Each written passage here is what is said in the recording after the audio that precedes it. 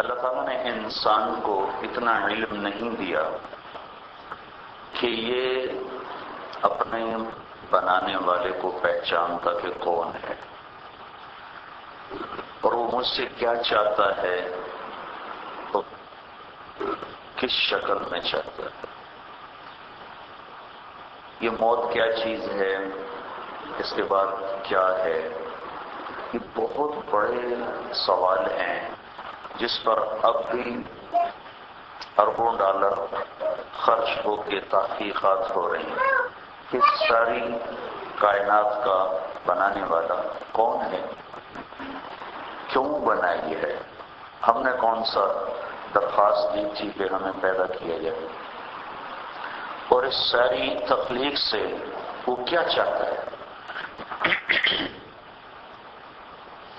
یہ علم انسان کے پاس کوئی نہیں۔ اللہ تعالیٰ ایک تو پیدائشی طور پر ہمیں فرماتا ہے واللہ اخرجکم من بطون امہاتکم لا تعلمون شیئا، اللہ نے تمہیں ماں کے پیٹ سے نکالا، تم کچھ نہیں جانتے تھے۔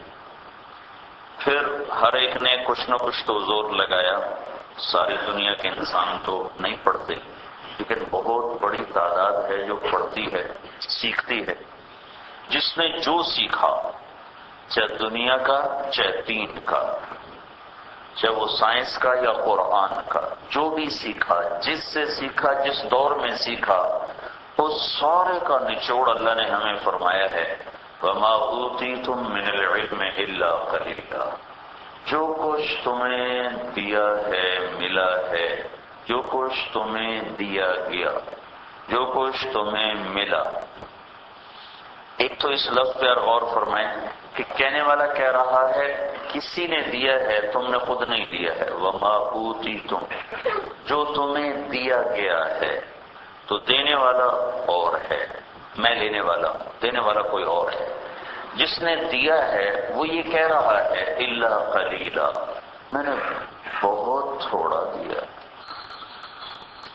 جو کچھ تمہیں دیا ہے بہت تھوڑا دیا۔ تو اب ہم کہیں یہ بہت بڑے سائنسدان، تو میرا اللہ کہہ رہا ہے قلیلا، بہت تھوڑا۔ یہ بہت بڑے عالم، تو اللہ تعالیٰ کہہ رہا ہے الا قلیلا، بہت تھوڑا۔ یہ بہت بڑے محدث، تو اللہ تعالیٰ کہہ رہا ہے الا قلیلا، بہت تھوڑا۔ یہ بہت بڑے کیمیا دان، تو اللہ تعالیٰ کہہ رہا ہے الا قلیلا، بہت تھوڑا۔ یہ بہت بڑے ڈاکٹر، تو اللہ تعالیٰ کہہ رہا ہے الا قلیلا، بہت تھوڑا۔ یہ بہت بڑے مفسر قرآن، تو اللہ تعالیٰ کہہ رہا ہے الا قلیلا، بہت تھوڑا۔ تو اب اس کو نا آپ چلاتے جاؤ۔ دنیا میں آج تک جتنے علم انسان ڈھونڈ چکا ہے اور جتنے ڈھونڈنے باقی ہیں، ان سب کے اوپر الا قلیلا کا لیبل لگا ہوا ہے کہ یہ صاحب بہت تھوڑا جانتے ہیں، بہت تھوڑا جانتے ہیں۔ جو کچھ انسان جانتا ہے وہ گنا چنا ہے، اور جو نہیں جانتا وہ لامحدود ہے، اس کی حد ہی کوئی نہیں۔ صرف ایک ڈاکٹری میں ہے، دل کے ڈاکٹر کا گلا خراب ہو جائے تو خود علاج نہیں کرتا، وہ جاتا ہے ENT والے کے پاس جاتا ہے کہ میرا گلا خراب ہے، خود بھی تو ڈاکٹر۔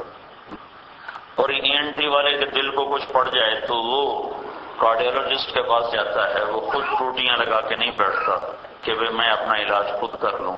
تو صرف ایک میڈیکل سائنس میں آپ دیکھتے ہیں کہ ہر اس کا ایک الگ ڈاکٹر بن گیا ہے، اور اس کے باوجود انسان جو کچھ جان سکا ہے وہ بہت تھوڑا ہے۔ تو الا قلیلا کا لفظ ہمارے اندر اعتراف جہالت پیدا کرنے کے لیے کہ ہم یہ مانیں کہ ہم بہت تھوڑا جانتے ہیں، کیونکہ یہ چیز تواضع پیدا کرتی ہے، پھر اس سے آدمی کو سیکھنے کا جذبہ پیدا ہوتا ہے۔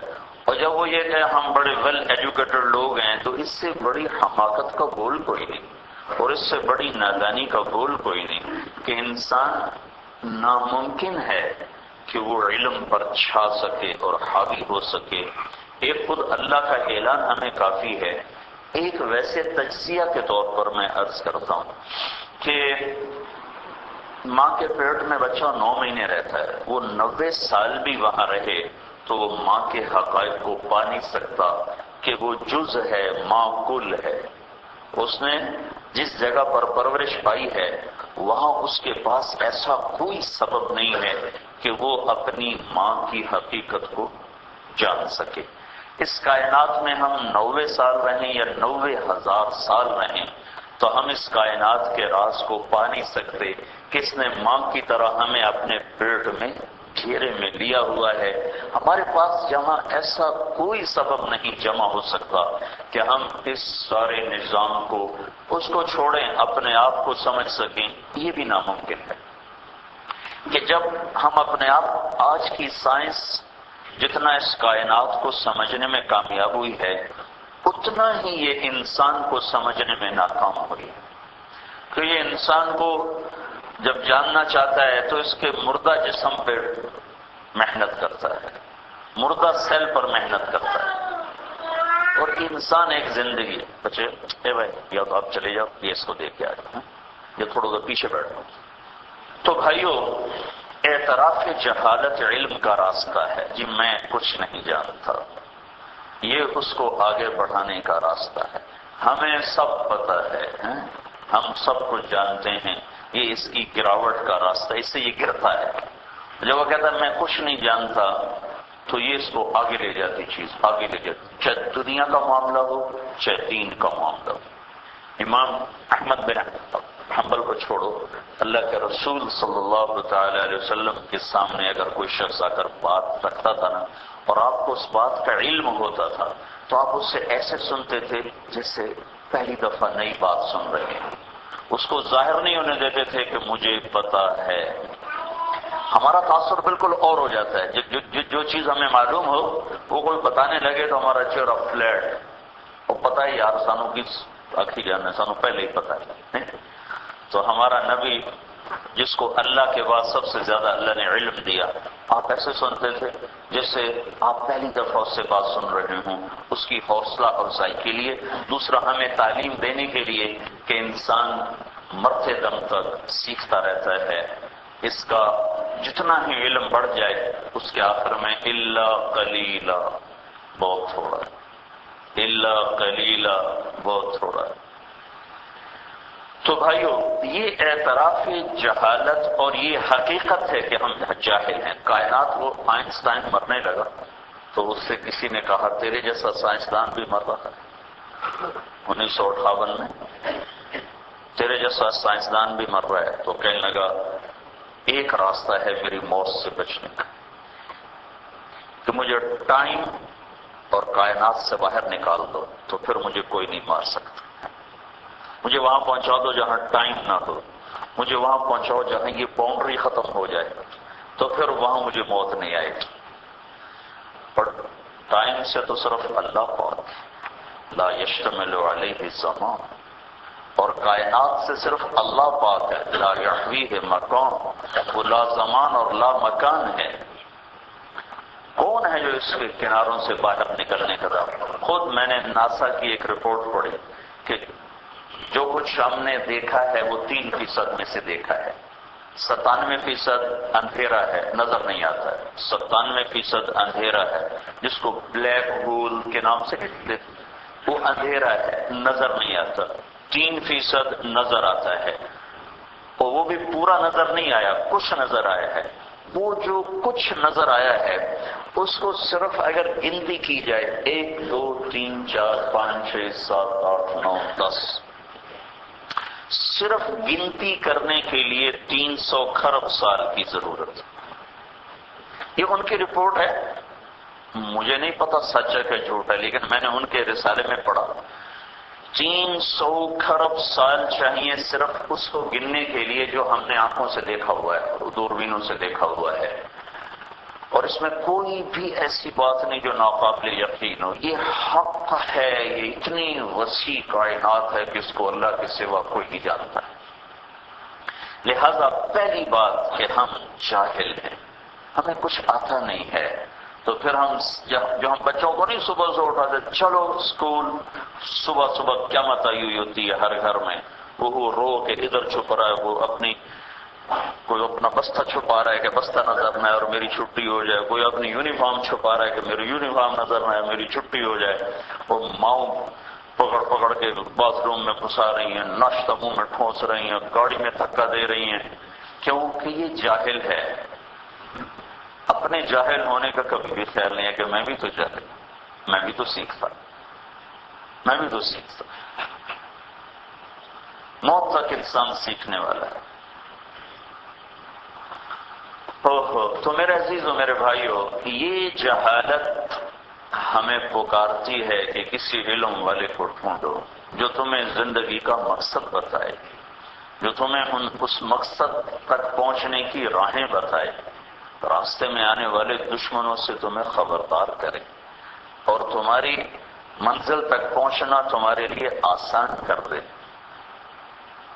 یہ وہ خلا ہے جس کو آ کر اللہ نے پر کیا اپنے نبیوں کے ذریعے سے۔ یہ خلا ہمیشہ آج بھی باقی ہے، آئندہ بھی باقی رہے گا۔ انسان ساری زندگی اپنے علم سے کوئی ایسا قانون نہیں بنا سکتا جس میں ہر انسان کی رعایت کی گئی سوائے اللہ تعالیٰ کی، کہ قانون بنانے کے لیے علم کامل چاہیے، اور علم کامل کے لیے 4 صفات چاہیے کہ وہ ابتدا سے پاک ہو، وہ انتہا سے پاک ہو، اس سے بلند و بالا کوئی نہ ہو، اس سے چھپا ہوا کوئی نہ ہو۔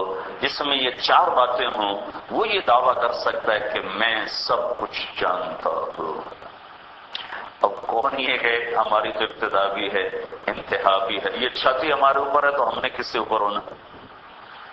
اور میرے پیچھے کیا ہے مجھے نہیں نظر آ رہا تو میں کیا کہوں گا میں سب جانتا ہوں؟ تو اب جب ہم نے قرآن دیکھا تو اللہ نے اپنے بارے میں ہمیں خود بتایا، سبح للہ ما فی السماوات والارض وهو العزیز الحکیم۔ ساری کائنات تیرے رب کی تسبیح پڑھتی ہے، کیونکہ وہ ہے ہی عزت والا اور ہے ہی حکمتوں والا، تو وہ مجبور ہو جاتے ہیں کہ عزت والے کی تسبیح پڑھو، حکمت والے کی تسبیح پڑھو۔ لہ ملک السماوات والارض، کیوں اس کی تسبیح پڑھتے ہیں؟ کہ وہ زمین آسمان کا بادشاہ ہے۔ کیوں اس کی تسبیح پڑھتے ہیں؟ یحیی و یمیت، زندگی موت کی ڈوریں اس کے ہاتھ میں۔ کیوں اس کی تسبیح پڑھتے ہیں؟ وہو علی کل شیء قدیر، اس کی طاقت بڑی زبردست ہے، اس کی قدرت بڑی زبردست ہے، اس کی پکڑ بڑی زبردست ہے، اس کا نظام بڑا طاقتور ہے۔ کیوں اس کی تسبیح پڑھتے ہیں؟ هو الاول والآخر والظاہر والباطن۔ وہ میں 4 باتیں بتا رہا تھا، تو وہ اب یہاں اللہ یہ اللہ اپنے بارے میں کہہ رہا، هو الاول، میری کوئی ابتدا نہیں، والآخر، میری کوئی انتہا نہیں، والظاہر، کوئی مجھ سے بلند نہیں، والباطن، کوئی مجھ سے چھپا ہوا نہیں۔ تو جب اول بھی اللہ، آخر بھی اللہ، ظاہر بھی اللہ، باطن بھی اللہ، تو اگلا دعویٰ سچا ہو گیا، هو الاول والآخر والظاہر والباطن وهو بكل شیء علیم۔ یہ بڑا خوبصورت جملہ ہے جو بالکل صحیح جگہ کے فٹ ہوا ہے کہ 4 صفتوں والی ہستی یہ کہہ سکتی ہے میں سب کچھ جانتا ہوں۔ تو جب ہم نے ڈھونڈا کائنات میں، زمین میں، آسمان میں، تمہیں اللہ کے سوا کوئی نظر نہیں آتا جو ان 4 صفات کا مالک ہو، تو اس کے بعد اللہ نے یہ آیت هو الاول والآخر والظاہر والباطن وهو بكل شیء علیم، ہر شے کا علم صرف تیرے اللہ کو ہے، اس لیے کل کائنات تیرے رب کی تسبیح پڑھتی ہے۔ اس میں ہمارے لیے قلعہ ہے کہ سارے میری تسبیح پڑھتے ہیں، صرف تو ہے میرا بندہ جس پر میں نے سب سے زیادہ احسانات کیے، تو ہی مجھے بھولتا ہے۔ پیسہ دے دوں تب بھول جاتا ہے، اقتدار دے دوں تب بھول جاتا ہے، فقیر کر دوں پھر بھول جاتا ہے، مریض بنا دوں گلے شروع کر دیتا ہے، ٹھوکر دے دوں تو میرے ہی خلاف باتیں کرنے شروع کر دیتا ہے، اونچا کر دوں تو اپنی ہستی بھول کر مجھے بھی بھولا کے اپنے آپ کو فرعون سمجھنے لگ جاتا ہے۔ یہ میرا گلہ ہے تجھ سے کہ ساری کائنات تو کہہ رہی ہے سبحان اللہ، اور ساری کائنات تیرے علم تر ان اللہ یسجد له من فی السماوات ومن فی الارض، دیکھتے نہیں ہو زمین آسمان میں جو کچھ ہے تیرے رب کے آگے سجدے میں پڑا ہوا ہے۔ اور سبحان ربی الاعلیٰ کا نغمہ ساری کائنات میں گونج رہا ہے، اور کائنات کا سب سے عظیم، اور کائنات اللہ کے بعد سب سے عظیم اور سب سے اعلیٰ، میرے پاس کوئی الفاظ نہیں، دو ہستیوں کو بیان نہیں کیا جا سکتا، ایک اللہ کا رسول، یہ بیان سے بالا تر ہستیاں ہیں، ان کے لیے ہمارے پاس جتنی بھی تعبیرات ہیں وہ چھوٹی ہیں اور ان کا وجود اس سے بہت بڑا ہے۔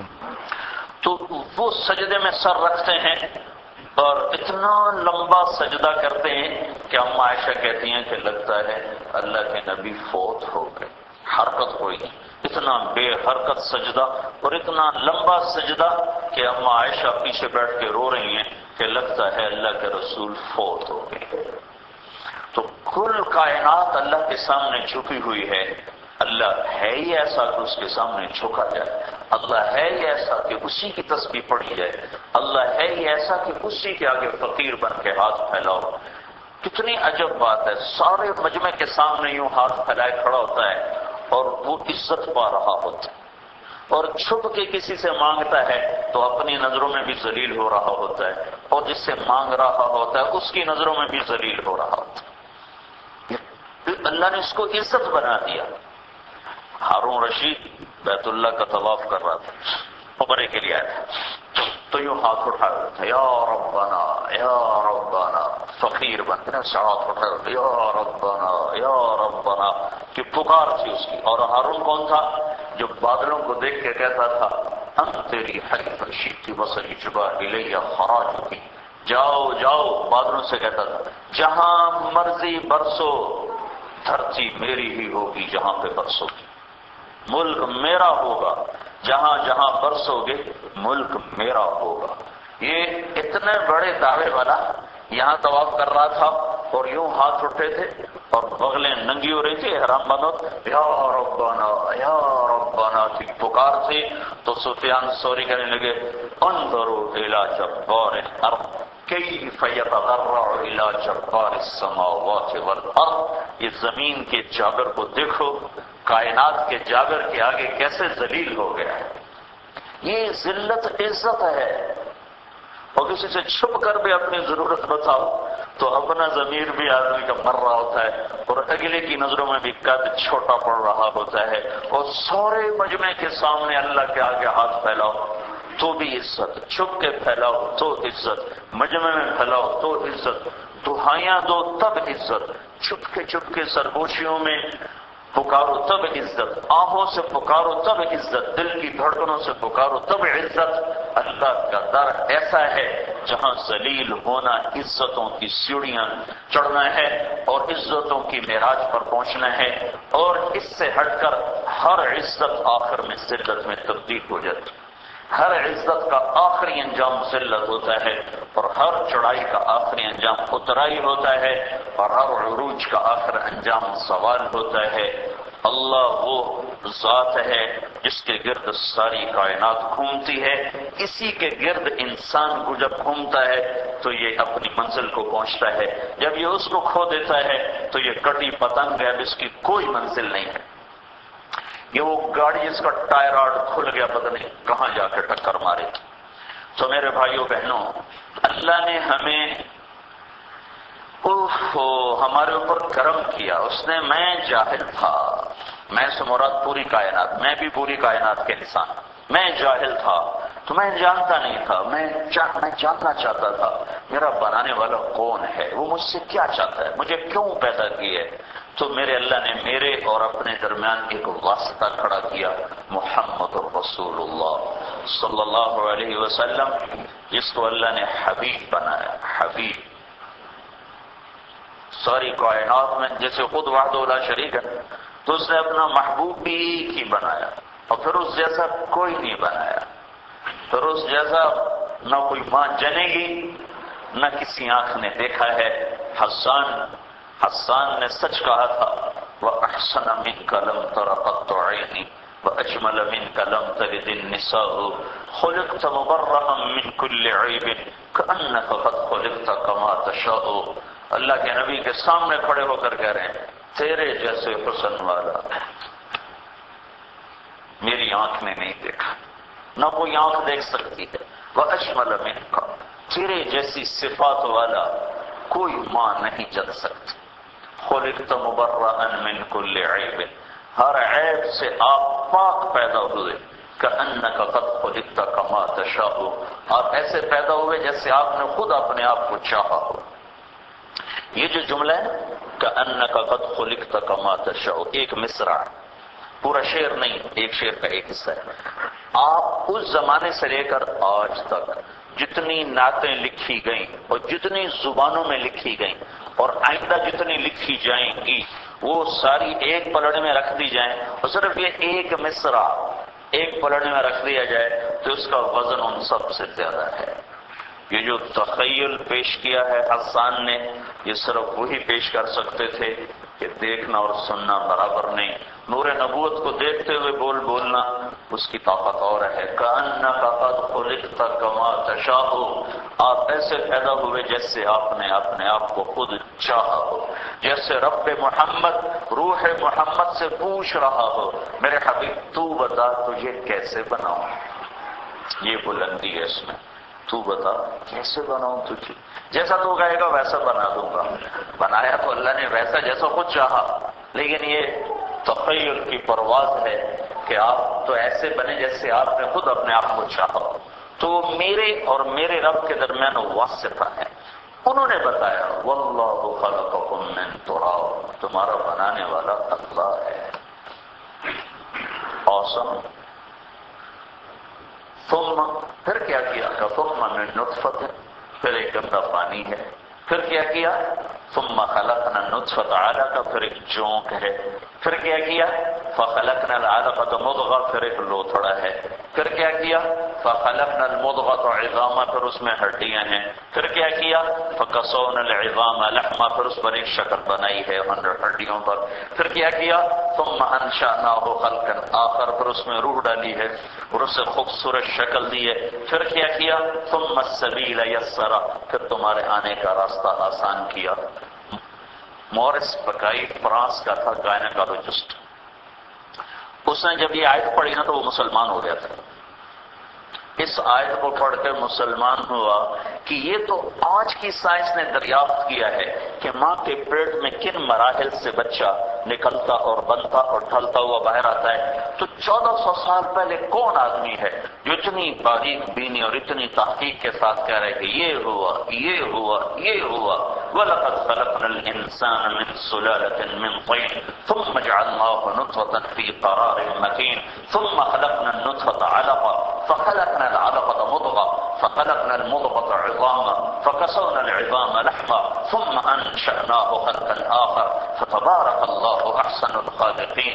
یہ کون ہے کہنے والا جو ایسے کہہ رہا ہے جیسے اس کے سامنے مائکروسکوپ کھلی ہوئی ہے اور دیکھ دیکھ کے بتا رہا ہے. تو یہ کوئی سچے کہنے والے کا سچا کلام ہے. یہ انسانی کاوش سے بلند و بالا بات ہے. اس پر وہ مسلمان ہوا تھا. پھر اس نے ایک کتاب پہ لکھی تھی بائبل، سائنس اور قرآن، جس میں جو قرآن کی حقانیت کو بیان کیا تھا.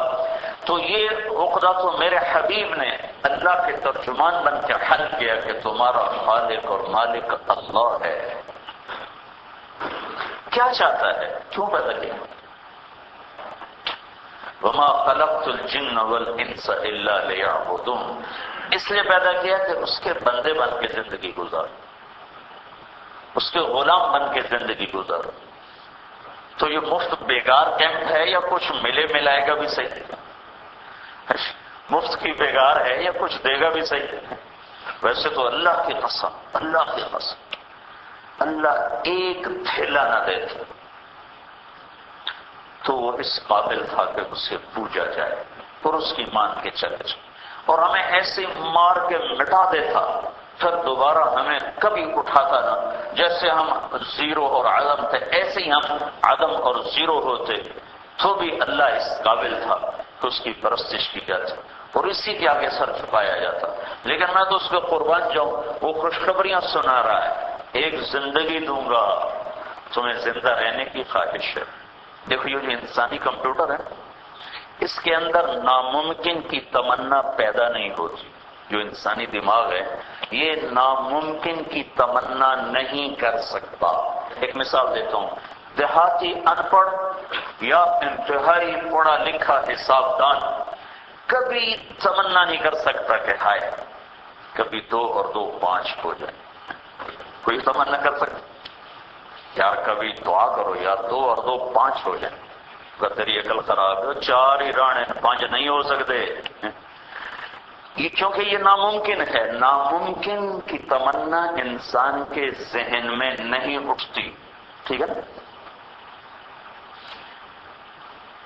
پھر ہمیشہ زندہ رہنے کی خواہش انسان کیوں کرتا ہے؟ موت سے کیوں بھاگتا ہے؟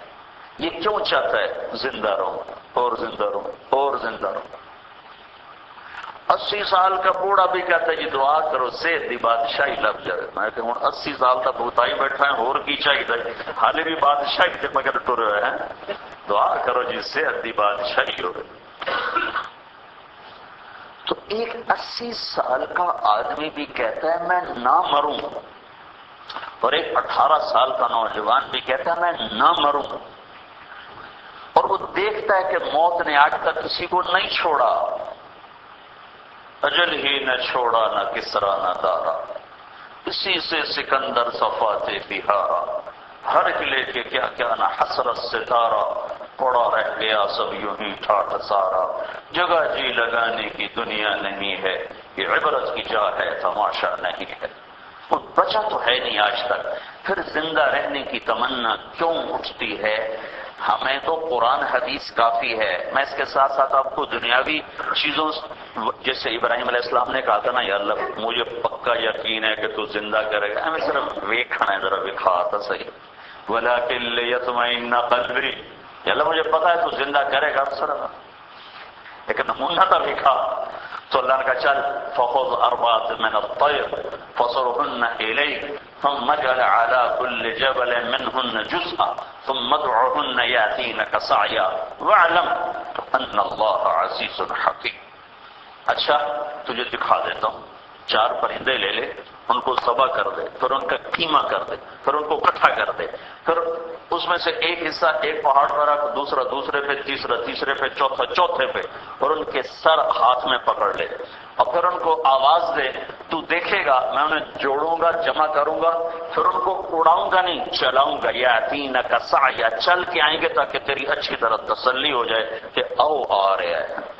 اچانک اڑ کے آئے تو شاید تو پھر کہ یا اللہ میں نے پتہ نہیں لگا اچانک ہی آ گیا. تو یاتینک سعیا چلتے ہوئے تیرے پاس آئیں گے ایسے. تو جو بھی تھے 4 پرندے کوا کبوتر فاختہ مور. تو ایک کی سری کو پکڑو کوے کی فلیات الغراب کوا آ جائے تو ٹھک ٹھک ٹھک ٹھک ٹھک چاروں جگہ سے اس کے گوشت کی بوٹیاں ہوا میں اڑ گئی اور ہوا میں ایسے جا کے وہ ملی ہیں جو پر ابراہیم علیہ السلام نے پھینک دیے تھے وہ اللہ نے اڑا کر ان کو جوڑا مکمل کر کے. بغیر سر کے کوا چلتا آ رہا ہے چلتا چلتا چلتا چلتا جب قریب پہنچا تو ابراہیم علیہ السلام نے فاختہ کی سری آگے کر دی تو اس نے یوں نہیں دھوئی لے آؤ. تو انہیں مور آگے کہ تو اس نے یوں کر دیا نہیں جناب میں کالا مور سونا نہیں ہے میرا اپنا سر دیو.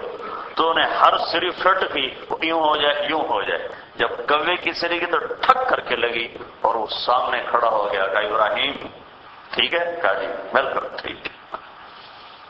تو ہمیں تو اللہ کا قرآن کافی ہے کہ موت کے بعد ایک لمبی زندگی ہے لیکن میں اس کے ساتھ ساتھ وَلَكِنْ لِيَطْمَئِنَّ قَلْبِي دل مطمئن ہو کہ انسان مرد ہو یا عورت امیر ہو یا غریب بوڑھا ہو یا جوان وہ یہ کیوں تمنا رکھتا ہے کہ میں زندہ رہوں مجھے موت نہ آئے. یہ اس بات کی نشانی ہے کہ کہیں کوئی زندگی ہے جہاں ہمیشہ رہنا ہوگا اور موت کے عذاب سے نجات ہو جائے. کوئی زندگی ضرور ہے.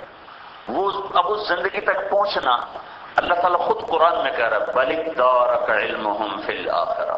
جتنا مرضی زور لگا سکتے ہو لگا لو تم آخرت کے بارے میں کچھ نہیں جان سکتے. تم آخرت کے بارے میں کچھ نہیں جان سکتے. تمہیں میرے نبی کے آگے سر جھکانا پڑے گا وہ بتائے گا کہ آخرت کیا ہے تو اپنی آنکھوں سے دیکھ کر آئے اور تمہارے رب نے اسے سب کچھ دکھایا ہے اپنے آسمانوں پہ بلا کر سوری جنت اور جہنم اور غیبی نظام اس کی آنکھوں سے پردہ ہٹا کے دکھایا ہے، لہذا اس کی مانو، یہ کیا کہہ رہا ہے، اس کے پیچھے چلو، منزل تک آنا ہے تو اس کے پیچھے چلو۔ تو محمد الرسول اللہ صلی اللہ تعالی علیہ وسلم کی ہستی ہیں جنہوں نے ہمیں یہ بتایا کہ میرا اللہ مجھ سے کیا چاہتا ہے، اور اس چاہنے پر وہ کیا کرے گا، مفت میں بیگار نہیں ہے، تمہیں وہ زندگی دے گا جسے تم تلاش کرتے ہو۔ دنیا آئیڈیل ہوم نہیں بن سکتی۔ میں نے دیکھا جو لوگ زیادہ پیسہ کماتے ہیں وہ زیادہ مصروف ہوتے ہیں۔ ایک اربوں پتی تاجر مجھ سے کہنے لگا، مجھے حسرت یہ ہے کہ میرے پاس وقت ہوتا تو میں اپنی دولت کو خرچ کرتا۔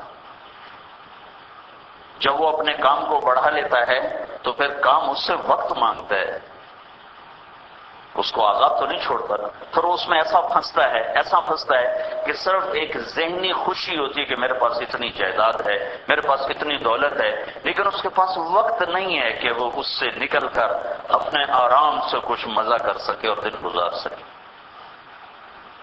یزید بن عبد الملک ایک اموی بادشاہ گزرا، وہ کہنے لگا، کون کہتا ہے کہ بادشاہوں کو راحت نہیں ملتی؟ میں آج کا دن مزے سے گزاروں گا۔ اور سب دربانوں کو حکم دے دیا، کوئی حکومت کی خبر مجھے نہ سنائی جائے اور کوئی حکومتی پیغام مجھے نہ دیا۔ آج کا دن میں اپنی مرضی کا گزار کے تمہیں دکھانا چاہتا ہوں کہ بادشاہ بھی عیش کر سکتے ہیں۔ تو اس کی ایک باندی تھی، اس کا نام تھا حبابہ، اس کا وہ دیوانہ تھا، تو اس نے شاہی محل سب دروازے بند، پہرے دار کھڑے، اور حبابہ کو لے کر اپنے خلوت میں وہ بیٹھ گیا کہ آج کا دن میں حبابہ کے ساتھ گزاروں گا۔ پھل آیا ہوا ہے تو اس کو لٹا کر اپنی گود میں اسے انگور کھلا رہا ہے، انگور کھلا رہا اس کو۔ لا الہ الا اللہ، جو ایک انگور جو اللہ تعالیٰ نے اس کے حلق میں پھنسایا، یہ یوں تو نالیاں ملی ہوئی ہیں، یہ سانس کی، یہ غذا کی۔ جب ہم کھانا کھاتے ہیں تو غذا کی نالی پہ اللہ پردہ ڈال دیتا ہے، اور سانس کی نالی پہ، اور غذا کی نالی کا منہ کھل جاتا ہے، وہ ادھر کی بے ادھر چلی جاتی ہے۔ یہاں ایک فرشتہ ہے جو یوں کر دیتا ہے، یوں کر دیتا ہے۔ اللہ اس فرشتے کو پیچھے ہٹا لے تو میرا لقمہ میری سانس کی نالی میں جانا زیادہ ضروری ہے بجائے غذا کی نالی میں جانے کے، اور ایک ہی لقمہ میری موت کے لیے کافی ہے۔ تو اس نے جو اس کو انگور کا دانہ اس کے منہ میں ڈالا تو وہ سیدھا اس کی سانس کی نالی میں گیا اور اس کا سانس بند ہو گیا، اور اس نے زور لگایا کہ کہہ کر کے نکالے، لیکن اللہ نے اٹکا دیا۔ تڑپ تڑپ کے اس نے اس کے سامنے جان دے دی، اور اس کی سب سے زیادہ خوشی کا دن گزارنے کا جو دعویٰ تھا اس کے سب سے زیادہ غم کا دن بن گیا، اور وہ پاگل ہو گیا۔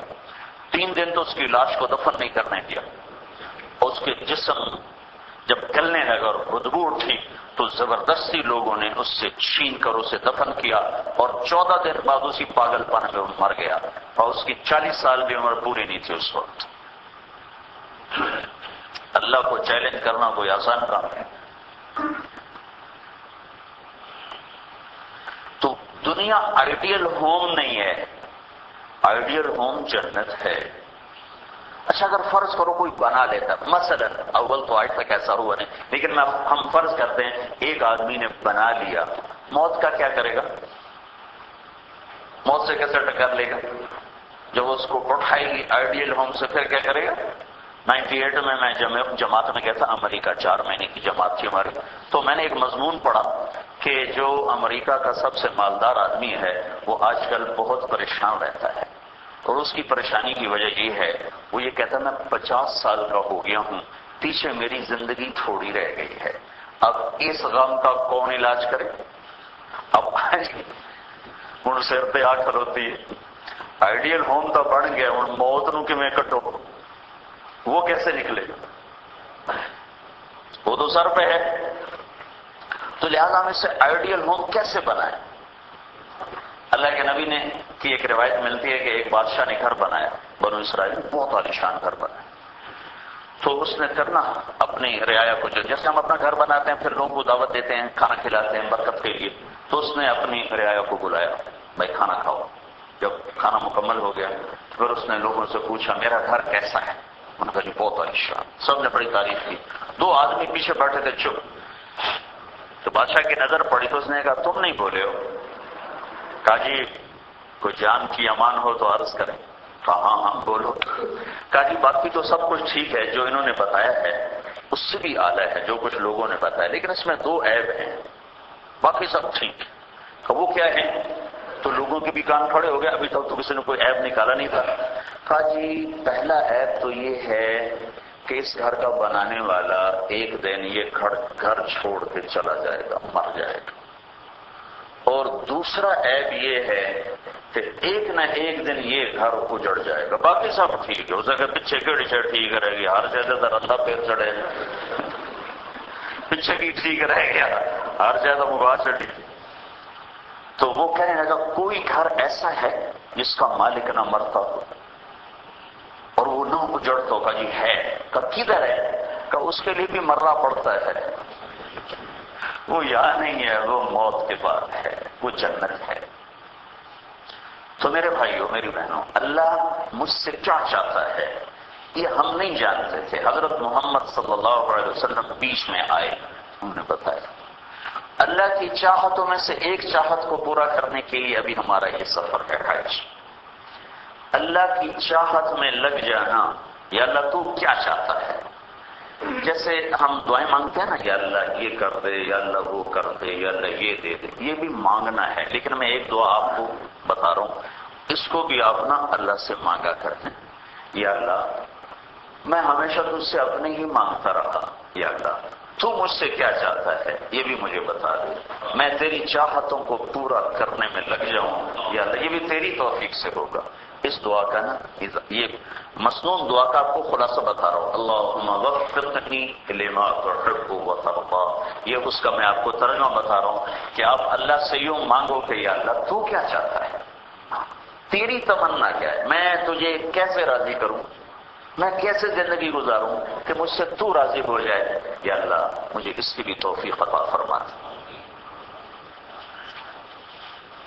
تو اسلام زندگی گزارنے کا وہ طریقہ ہے جو حضرت محمد صلی اللہ تعالی علیہ وسلم لے کر آئے، جس میں کچھ عبادات ہیں اور کچھ معاملات ہیں. اس کو سارا 2 حصوں میں تقسیم کیا جا سکتا ہے. ایک اللہ کا حق ہے جس کو عبادت کہتے ہیں، ایک بندوں کا حق ہے جس کو حقوق العباد کہتے ہیں، جس کو اخلاق کہتے ہیں. اللہ کے حق کا نام حقوق اللہ اور بندوں کے حقوق العباد. اللہ کے حق کا نام عبادت اور بندوں کے حقوق کا نام اچھے اخلاق. تو اسلام کی بنیاد تو ہے عبادت، کلمہ، نماز، روزہ، حج، زکوٰۃ، اور اس کی انتہا اور چھت اور کمال ہیں اچھے اخلاق، لوگوں کے ساتھ اچھا برتاؤ، اچھا معاملہ، اچھی ڈیلنگ. یہ انتہا ہے اسلام کی. تو ایک اللہ سے جوڑنے کا سبب ہے عبادات، ایک بندوں سے جڑنے کا سبب ہے معاملات میں صفائی، درستگی، زبان کے بول کی مٹھاس، درگزر معاف کرنا، اور اپنے سینے کو، دل کو صاف رکھنا لوگوں کے بارے میں بغض اور کھوٹ سے. ان 2 کے مجموعے کا نام ہے اسلام. جو عبادات ہیں اس میں حج اعلیٰ درجے کی اور آخری درجے کی عبادت ہے، بلکہ حج سے عبادت مکمل ہوتی ہے. جب تک حج نہ ہو تو عبادت کی تکمیل نہیں، بلکہ اس سے بھی اگلی تعبیر ہے، جب تک حج نہ ہو اسلام مکمل نہیں ہے. اللہ تعالیٰ کے محبوب عصر ڈھل چکی تھی، مغرب قریب آ رہی تھی جب یہ آیت اتری الیوم اکملت لکم دینکم واتممت علیکم نعمتی ورضیت لکم الاسلام دینا. میں نے آج تمہارے لیے دین کو مکمل کر دیا اور میں نے اسلام کو تمہارے لیے اپنی نعمت کو تم پہ پورا کر دیا، اور میں نے تمہارے دین کا نام اسلام رکھا اور اس سے میں نے اپنے لیے پسند کر لیا. اکمل تو اتمم تو حج کے ساتھ جڑا ہوا ہے. تو حج کا ہونا اسلام کے مکمل ہونے کی آخری شکل ہے، حج کا ہونا دین کے مکمل ہونے کی آخری شکل. عبادات میں نے دو چیزیں بتائی تھیں، اخلاق، عبادات کے ذریعے سے حج مکمل ہو رہا ہے، عبادت مکمل ہو رہی ہے. تو اب اخلاق باقی ہیں. تو جو آخری خطبہ آپ نے دیا وہ انشاءاللہ عرفات میں میں بتایا کرتا ہوں وہ خطبہ سارا اخلاق پر ہے، اس میں نماز روزے کا کوئی ذکر نہیں، سارے کا سارا اچھے اخلاق پر۔ تو عبادت تو آپ عملی طور پر مکمل کر کے جا رہے تھے اور اخلاق بھی آپ نے تکمیل کر دی تھی، لیکن آنے والی نسلوں میں بد اخلاقی نے وجود پانا تھا، تو سارے کا سارا خطبہ نہ نماز کا ذکر ہے، نہ روزے کا ذکر ہے، نہ زکوٰۃ کا ذکر ہے، نہ قرآن کی تلاوت کا ذکر ہے، سارے کا سارا اچھے اخلاق کا مجموعہ ہے۔ آپ میرے نبی کا آخری خطبہ زیادہ لمبا چوڑا نہیں ہے، 10 منٹ ہوگا، 15 منٹ ہوگا، لیکن سب کا سب عالی اخلاق پر مکمل ہے۔ تو حج پر آ کر دین کی شکل مکمل ہو رہی۔ الیوم، اب میں تھوڑا سا آیت کو بتا دوں، الیوم پہلے آتا ہے، الیوم اکملت لکم دینکم، یہ 4 لفظ پہلے لے لیتے ہیں، الیوم پہلے آ رہا ہے، اس کو عربی جو گرامر ہے اس کے لحاظ سے بعد میں آنا چاہیے، اکملت الیوم، یہ اصل جملہ ہونا چاہیے۔ اللہ تعالیٰ اس کو پہلے لا رہا ہے، الیوم اکملت، اس کا مطلب یہ ہے، الیوم کو پہلے لانے کا مطلب یہ ہے کہ اے امت محمد، یہ کام میں آج پہلی دفعہ کر رہا ہوں، آج سے پہلے کبھی نہیں کیا، احسان جتلانے کے لیے، احسان جتلانے کے لیے کہ میں یہ آج کام کر رہا ہوں، اور یہ دن ڈھل چکا ہے، عصر ہو چکی ہے، اب ظہر اثر تو آپ نے کافی پڑھ لی تھی، اور مغرب کا وقت سمٹ چکا ہے، قریب آ چکا ہے، تو الیوم آج سے پہلے کبھی نہیں ہوا۔ پھر اکملت لکم دینکم، لکم دینکم، یہاں بھی دینکم یہاں ہونا چاہیے، لکم یہاں ہونا چاہیے، لیکن یہاں بھی اللہ تعالیٰ نے لکم یہاں ذکر کیا ہے، دینکم یہاں ذکر کیا ہے، تو لکم کو دینکم سے پہلے لا کر پھر اللہ نے ایک مطلب ہمیں سمجھایا ہے کہ صرف تمہاری خاطر کر رہا ہوں اور کسی کے لیے نہیں کیا، تمہارے لیے کر رہا ہوں، آج تک میں نے یہ کام کسی کے لیے نہیں کیا، آج کر رہا ہوں، آج سے پہلے کبھی نہیں کیا، تمہارے لیے کر رہا ہوں، اس محبوب کی وجہ سے کر رہا ہوں، تم میں کوئی نہیں ہے، تمہاری وجہ سے نہیں، اس حبیب کی وجہ سے تمہارے لیے خاص طور پر کیا کر رہا ہوں، دین کو مکمل کر رہا ہوں۔ وَأَتْمَمْتُ عَلَيْكُمْ نِعْمَتِي، پھر علیکم پہلے ہے نعمت پر، اچھا دینکم، الیوم اکملت لکم الدین، آج میں نے دین مکمل کر دیا، لیکن اللہ نے کہا دینکم، آج میں نے تمہارے لیے تمہارا دین مکمل کر دیا، دینکم، دینکم، اس میں بڑا خوبصورت پیغام ہے کہ جیسے اپنی چیزوں کو گلے سے لگا کر رکھتے ہو، میرے دین کو بھی گلے لگا رکھنا، جیسے اپنی چیزوں کی حفاظت کرتے ہو میرے دین کی بھی حفاظت کرنا، اس سے غافل نہ ہو جانا۔ پھر اتممت علیکم، علیکم کا مطلب یہاں بہت خوبصورت ہے، علیکم نعمتی، میں نے تم پر اپنی نعمت کو پورا کر دیا۔ علیکم کا مطلب یہ ہے کہ یہ جو کچھ میں تمہیں دے رہا ہوں اس میں کوئی امیر غریب کی قید نہیں، یہ دنیا نہیں ہے کہ جسے چاہوں دوں اور جسے چاہوں نہ دوں۔ دنیا کے بارے میں قرآن کہتا ہے ما نشاء لمن نرید، ہم ہر پڑھنے والے کو افسر نہیں بناتے، ہر بازار میں بیٹھنے والے کو تاجر نہیں بناتے، ہر سیاست کرنے والے کو صدر وزیر نہیں بناتے، ہر ذمہ دار کی فصل کو پھل نہیں لگاتے۔ یہ اللہ کا نظام ہے کہ اللہ نے خود کہا جو میں دوں گا اتنا ہی ملے گا، جس کو دوں گا اس کو ملے گا۔ لیکن دین کے بارے میں کہا علیکم، علیکم میرے بندو میری بندیو، میں نے دروازے کھول دیے ہیں، لینے والے بن جاؤ، میری طرف سے کمی کوئی نہیں۔ جیسے اس عمارت کی ٹینکی ہے نا، مطلب اس میں 10,000 لیٹر پانی آتا ہے، تو اب نیچے 100 ٹوٹی ہو یا 1000 ٹوٹی ہو، وہ 10,000 لیٹر میں اضافہ نہیں ہوگا، وہ اتنا ہی رہے گا۔ یہ دنیا کی مثال ہے۔ اور دین کو علیکم سے بارش کے ساتھ تشبیہ دی کہ آسمان والا موسلا دھار بارش کر رہا ہے، تم اپنے برتن لے کر آ جاؤ، پیالہ رکھو بھرے گا، لوٹا رکھو بھرے گا، جگ رکھو بھرے گا، ٹب رکھو بھرے گا، گھڑا رکھو بھرے گا، حوض رکھو بھرے گا۔ اب دینے والا بخل نہیں کر رہا، لینے والے کی اپنی طلب ہے وہ لے گا تو اللہ دے گا، وہ الٹا رکھ دے تو قطرہ بھی نہیں اندر جائے گا۔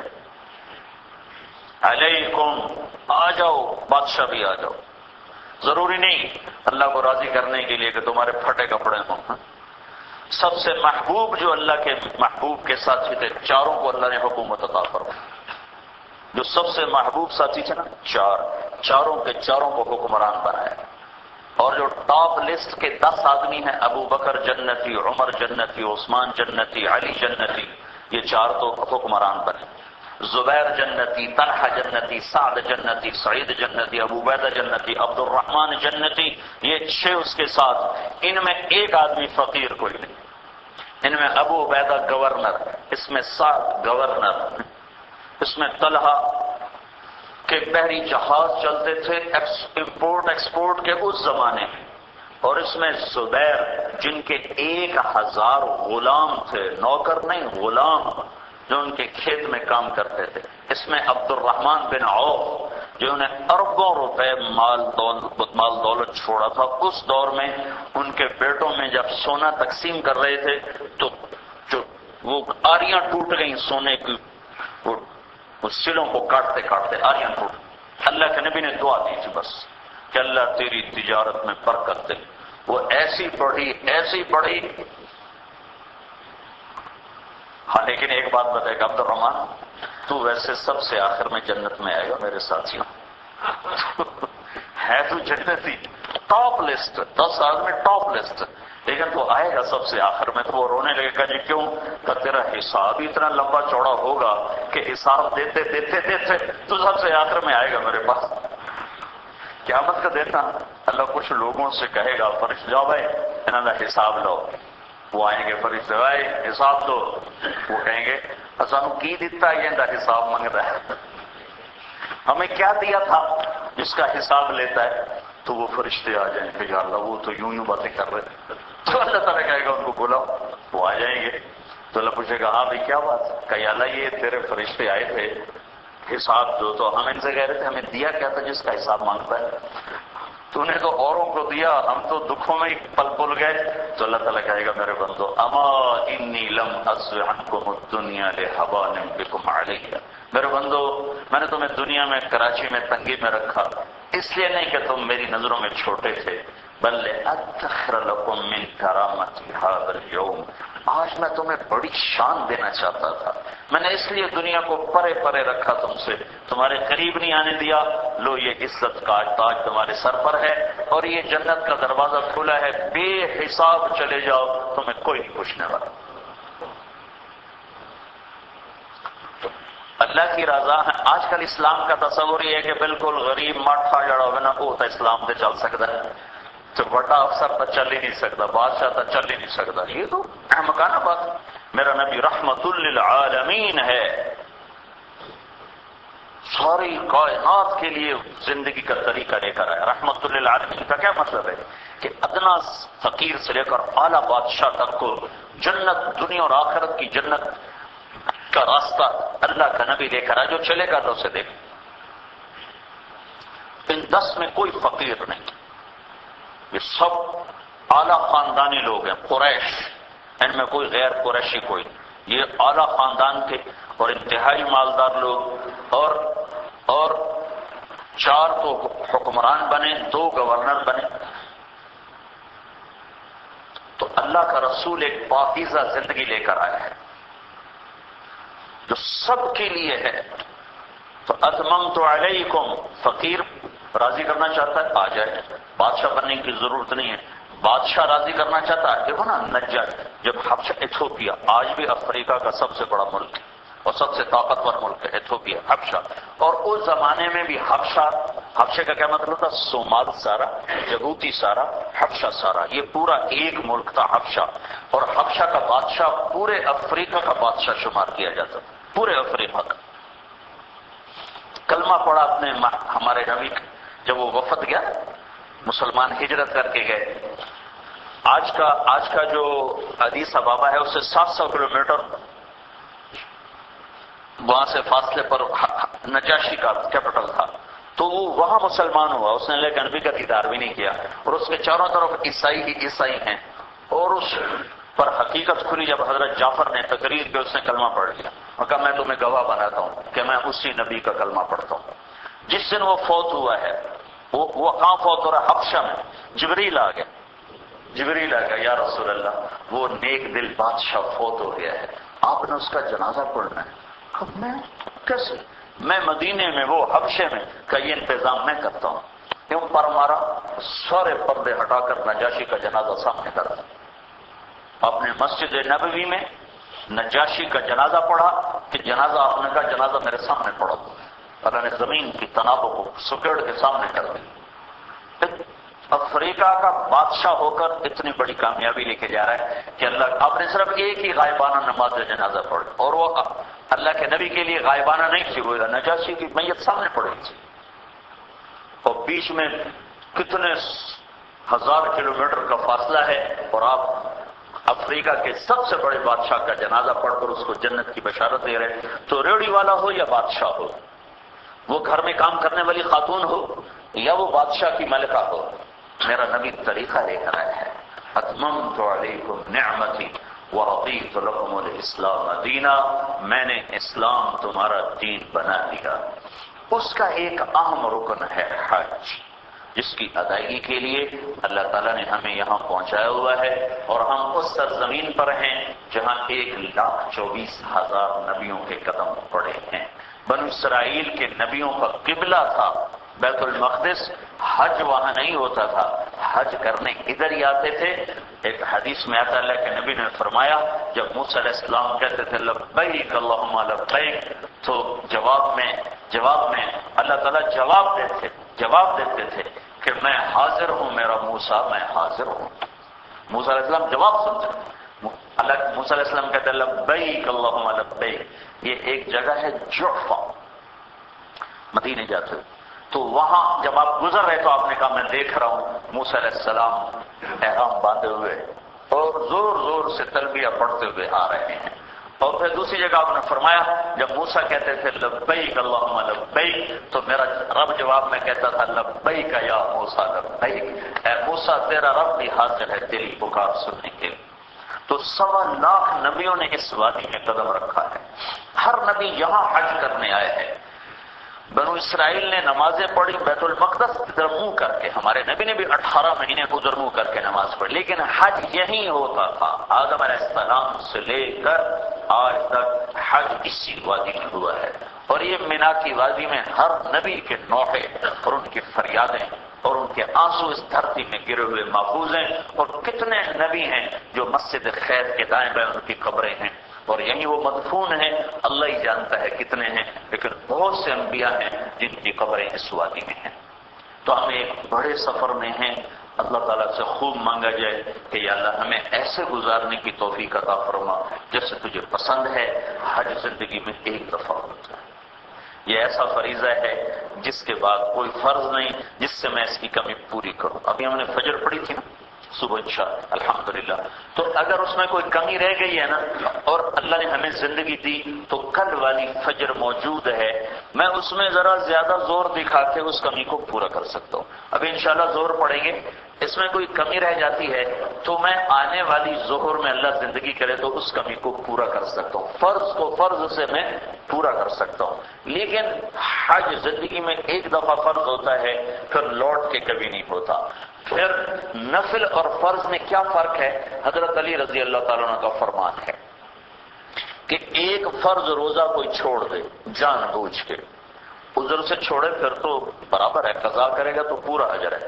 کوئی ایک آدمی جان بوجھ کے فرض روزہ چھوڑ دے پھر قیامت تک مسلسل نفل روزے اس کی قضا میں رکھتا رہے تو ایک فرض روزے کو نہیں پہنچ سکتا. قانون میں ادا ہو جائے گا، ایک روزہ رکھا فرض ادا ہو گیا، لیکن اس فرض کے ذریعے سے جو یہ پا سکتا تھا یہ قیامت تک روزے رکھے نہیں پا سکتا. ایسے ہی حج فرض جو جن بھائیوں کا ہے ایک دفعہ جو آج وہ فرض کر رہے ہیں پھر قیامت تک ہر دن عرفات بن جائے نا، یوم عرفہ بن جائے اور ہر دن وہ حج کے چکر لگا کے آ رہا ہو تو اللہ کی قسم فرض حج کے برابر نہیں ہو سکتا ہے. تو اس میں بہت دھیان سے اور اللہ سے خوب مانگ کر اللہ سے مانگنے کی ضرورت. اس کی جو ظاہری اعمال ہیں اس کی کمی کا تو موجود ہے علاج کہ بھائی کہیں سے آپ سے خطا ہو بھی جائے تو آپ ایک بکرا دیں گے، ایک دمبا دیں گے، اس کا علاج بھی ہوگا. لیکن جو اس کے اندر کے باطنی آداب ہیں اگر اس میں کوئی کمی رہ گئی تو سارے مینا کے دمبے بھی ذبح کر دیں تو وہ کمی پوری نہیں ہو سکتی. تو انشاءاللہ موقع پر وہ سامنے چیزیں آتی رہیں گی.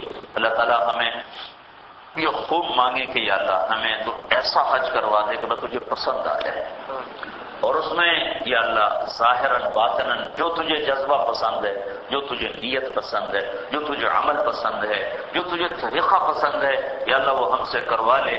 کیونکہ بلایا اسے ہی جاتا ہے جس سے کوئی انس ہوتا ہے. یہ تو اللہ کا گھر ہے، تو اللہ کا گھر ہے. تو میں اپنے گھر میں اسے ہی بلاؤں گا جس سے کچھ میری مناسبت ہے، جس سے میرا کوئی تعلق ہے. میں اسے ہی پیغام بھیجتا ہوں تشریف لائیے. تو آپ خود سوچو کہ ہم ساری زندگی کیا کرتے رہے. اس کے باوجود اللہ نے ہمیں بلایا ہے. سگی اولاد نافرمان ہونا تو گھر سے نکال دیں. میں نے تو صرف میڈیکل چھوڑ کے عالم بننے کا ارادہ کیا تھا تو میرے باپ نے مجھے گھر سے نکال دیا تھا کہ جو تم مولوی بننا ہے تو میرے گھر چوں نکل جاؤ. اور میں تو کوئی حرام کرنے نہیں چاہ رہا تھا، ایک نیک کام کے لیے کہ میرا ابا میں ڈاکٹر نہیں بننا چاہتا، میں دین کا علم پڑھنا چاہتا ہوں. تو میرے باپ نے مجھے فرق کر نکل جاؤ میرے گھر سے. 23 نومبر 1972 کی صبح میں موت تک نہیں پوچھ سکا. تو کام کیا تھا؟ دین پڑھنا چاہتا. اسی پھر بعد میں تو خود کہا کرتے تھے شکر ہے بھائی تو چنگا ہی کیتا. خود کہا کرتے چنگے پاس سے لگ گئے پترا چنگا کیتا ہی. اس وقت تو سمجھ نہیں تھی کہ کسی زمیندار کا بیٹا مولوی بن جائے تو یہ تو ایک گالی تھی. پنجاب کا کلچر اور ہم لوکل، مطلب میں لوکل خاندان سے تعلق رکھتا ہوں، مائگریٹڈ نہیں تھے. مائگریٹڈ پھر کچھ سمجھدار لوگ تھے. اور ہمارا یہ جو پنجاب تھا یہ جانگلی، اور پھر دریا کے کنارہ مرادی کے کنارے ہمارا گاؤں. جتنے دریا کے کنارے رہنے والے سب چور ڈاکو یا ان کو پناہ دینے والے. یہ کس کلچر میں زندگی تھی. اور مولوی ایک کمی کا تصور رکھتا تھا اس ماحول میں جس ماحول میں میری آنکھ کھلی. تو لہذا ان کو ہضم ہی نہیں ہوا کہ میں نے اسے لاہور بھیجا، گورنمنٹ کالج لاہور کا پڑھنے والا، اور یہ کہ میں مولوی بنتا ہوں. تو جیسے دیوانے لوگ ہیں نکل جاؤ میرے گھر سے. ہائے ہائے. اور میرا اللہ ساری زندگی کو گناہ دیکھ کے کہہ رہا آ جا میرے گھر. اللہ اکبر. سارے سال کی نافرمانیاں، ساری زندگی کے گناہوں کے بوجھ، آ جا مجھے اپنے نغمے سنا، مجھے لبیک کے گیت سنا. میں یہ نغمہ سننا چاہتا ہوں. اور دیوانہ بن کے آ، کپڑے اتار دے، عاشق بن جا، دیوانوں کی طرح کفن باندھ، سر سے پگڑی عزت کی علامت ہے، ٹوپی عزت کی علامت ہے، اتار دے. لباس زینت کی چیز ہے، اتار دے. 2 چادریں کفن کی لے لے. اب صرف میری طلب میں آ. اچھے کوٹھے تے چڑھ دیکھاں، ابھا دیکھاں، لمحہ دیکھاں، سجن مل سم کے مر پوساں. پکار ڈٹھی دل کو دیوان ٹیکاں. کہ دل ایسے آ جیسے دیوانہ آتا ہے، جیسے پاگل آتا ہے، جیسے تلاش ہوتی ہے کہ مل جائے مل جائے مل جائے مل جائے. تو سارے سال ساری زندگی کی نافرمانیاں، پھر اس کا بلاوا آ جاؤ. جن ماؤں نے گود پال کے پروان چڑھایا وہ کہتی نکل جاؤ. جس باپ کی پشت سے نکلے اور جس کے نام کو زندہ رکھنے کا سبب بننے وہ کریں نکل جاؤ. اخبار میں آ گیا آگ نامہ، میں نے فلاں بن تو اپنی جائیداد منقولہ غیر منقولہ سے آگ کر دیا ہے. اگر اللہ بھی ہمیں آگ کرنے پہ آتا ہے، اللہ اکبر کیا ظرف ہے میرے مالک. ساری زندگی کے گناہ دیکھ بغیر آجا دوستی لگا. کبھی بادشاہ بھی کسی سے دوستی لگاتے ہیں؟ وہ تو اپنی ذات میں متکبر ہوتے ہیں. ان سے دوستی لگانے کے لیے کتنے ایمان کے سودے کرنے پڑتے ہیں. ایک بڑا افسر ہو تو چھوٹا افسر اپنا سب کچھ بیچ باچ کے سر اس کے چہرے پہ مسکراہٹ دیکھنے کے لیے اپنا ضمیر بیچ دیتے. یہ پوچھیں گے افسروں سے کہ بڑے افسر کے آگے کیسے بھیگی بلی بن جاتے، وہ کیسے ان کی خوشامد کر کر کر اپنے دین کے سودے کر دیتے، اپنے ایمان کے سودے کر دیتے. ہائے او میرا اللہ، اللہ متکبر اللہ، شہنشاہ اللہ، بے نیاز اللہ، تو غنی اظہر تو عالم من فقیر، ساری کائنات سے بے نیاز، دھرتی سجدوں سے بھر دو اس کی ذات میں انچ کے برابر اضافہ نہیں ہوتا، دھرتی شرک سے بھر دو اس کی ذات میں انچ کے برابر کمی نہیں آتی. اور اس کے بعد وہ کہتا آ جاؤ دوستی لگا دے، آ جاؤ میرے گھر آ جاؤ. گھر بلانے والے، گھر آنے والے آگے تو پھر آدمی کوئی نہیں اٹھتا نا. شہروں میں بھی دستور ہے اور ہمارے پنجاب میں یہ کلچر بہت طاقتور ہے کہ اگر کوئی آدمی ناراض ہو گیا نا تو چند معزز لوگ لے کر اس کے ڈیرے پہ چلے جاؤ. تو اگر اس میں ذرا بھی رمق ہوگی نا تو وہ پھر سر نہیں اٹھائے گا. اچھا چلو جی جاندی کی تھی تو سا آ گئے ہو جاندی کی تھی. یہ ہمارے وہاں کا اچھا جی آ گئے اور ٹھیک ہے جی کوئی نہیں جی بس گل موک گئی. تو تمہارا رب تو تمہیں خود بلا رہا ہے کہ آ جا، میں گل مکا چھڑی ہے، آ جا. تو ایک دفعہ کیا یا اللہ میری توبہ، پھر تیرے گناہ ریت کے ذروں کے برابر ہوں، بارش کی قطروں کے برابر ہوں، درختوں کے پتوں کے برابر ہوں، دن رات کی گردش میں بننے والے گھڑی گھنٹوں کے برابر ہوں. تو ایک دفعہ کہہ دے میری توبہ، میں سارے معاف کروں گا. یہ اللہ ہے، یہ اللہ ہے. ساری زندگی کی دوستیاں ایک کڑوے بول پہ ٹوٹ جاتی، ساری زندگی کے تعلق ایک ناگواری پہ ٹوٹ جاتے. اور میں نے تو اپنے اللہ کے پل پل حکم توڑے، قدم قدم حکم توڑے. ہر کتنی صبحیں کتنی شامیں گنوں جس میں غفلت غفلت غفلت کے پردوں میں لپٹا رہا، اور پھر اچانک میرے اللہ کا پیغام آیا آپ مجھ سے صلح کر، میرے گھر میں آ جا، میرے پاس آیا، میری چوکٹ پکڑ. ابراہیم علیہ السلام نے کہا تھا یا اللہ میں کون آئے گا یہاں، آپ خود سوچو. اللہ نے اپنا گھر ایسی اوکھی جگہ بنایا کہ اتنی سہولتوں کے زمانے میں بھی جانا بھی اوکھا آنا بھی اوکھا، پہاڑ ہی پہاڑ. اللہ تعالیٰ کو اس کھلے میدان یورپ کی وادیوں جیسے خوبصورت جگہ پر اپنا گھر بنا تھا اور اس کی طرف آنے کی راہیں آسان کرتا، اور وہاں پانی کے چشمے ہوتے، وہاں باغات ہوتے، وہاں پھول کھلتے، وہاں تتلیاں اڑتی، وہاں کلیاں مہکتی. اور شہنشاہ پہ قربان جاؤں جہاں ویرانی وحشت کا سب سے خوفناک منظر تھا وہاں اپنے گھر کی بنیاد رکھائی کہ آنے والے میرے عشق میں آئیں، پھول پتیوں کے پیچھے نہ آئیں، پھول کلیوں کے شیدائی ہو کر نہ آئیں، میرے پیچھے آئیں.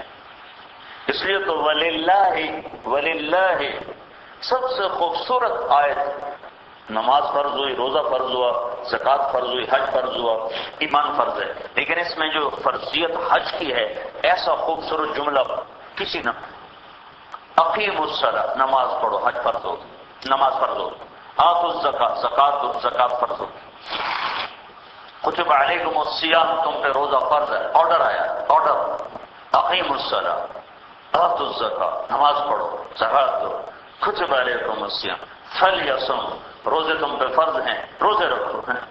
آمنوا باللہ ورسولہ، ایمان لو اللہ رسول پر. جب حج کا وقت آیا ہے، آئے آئے کاش میں آپ کو سمجھا سکتا، اور کاش میں خود سمجھ سکتا کہ کس خوبصورت انداز میں میرے مولا نے، میرے مالک نے یہ کلام اتارا، وَلِلَّهِ عَلَى النَّاسِ حِجُّ الْبَيْتِ مَنِ اسْتَطَاعَ إِلَيْهِ سَبِيلًا. وَلِلَّهِ، آج صرف ایک لام کا مطلب بتاتا ہوں. وَلِلَّهِ کہاں جا رہے ہو؟ وہ ایک لام کا لفظ آ رہا ہے، وَلِلَّهِ. اب یہ غور کرو، اقیم الصلاۃ اللہ کا نام نہیں آیا، آتوا الزکاۃ اللہ کا نام نہیں آیا، کتب علیکم الصیام اللہ کا نام کوئی نہیں آیا. ٹھیک ہے کیا؟ اب حج کے فرض ہونے میں پہلا لفظ کیا ہے؟ وَلِلَّهِ، پہلا نام ہی اللہ کا آتا ہے. کہاں جا رہے ہو؟ حاجی صاحب کہاں جا رہے ہو؟ کہا جی حج کرنے جا رہا ہوں۔ تو لام کا لفظ یہ بتا رہا ہے کہ نہیں، کہاں جا رہے ہو؟ کہو میں اللہ کی ملاقات کو جا رہا ہوں، میرے اللہ نے بلایا ہے، اللہ کا بلاوا ہے، آپ پہ نہیں جا رہے ہیں، اللہ سدیا ہے، اللہ کے بلاوے پہ جا رہا ہوں، اللہ کی ملاقات کو جا رہا ہوں۔ تو اللہ نے ہمیں بہت عالی شان سفر سے نوازا ہے بھائیوں بہنوں۔ اللہ سے مانگو کہ اللہ ہماری زندگیاں تبدیل کر، ہمارا تبدیلی آئے، پہلے اور بعد میں فرق ہو۔ کپڑا دھلنے اور بعد میں کوئی فرق ہوتا ہے کہ اجلا دھلا نہ ہو تو دھونے والے کی شامت رہے، یہ کیسا دھویا ہے، سارے نشان ویسے کے ویسے ہیں، دوبارہ دھو۔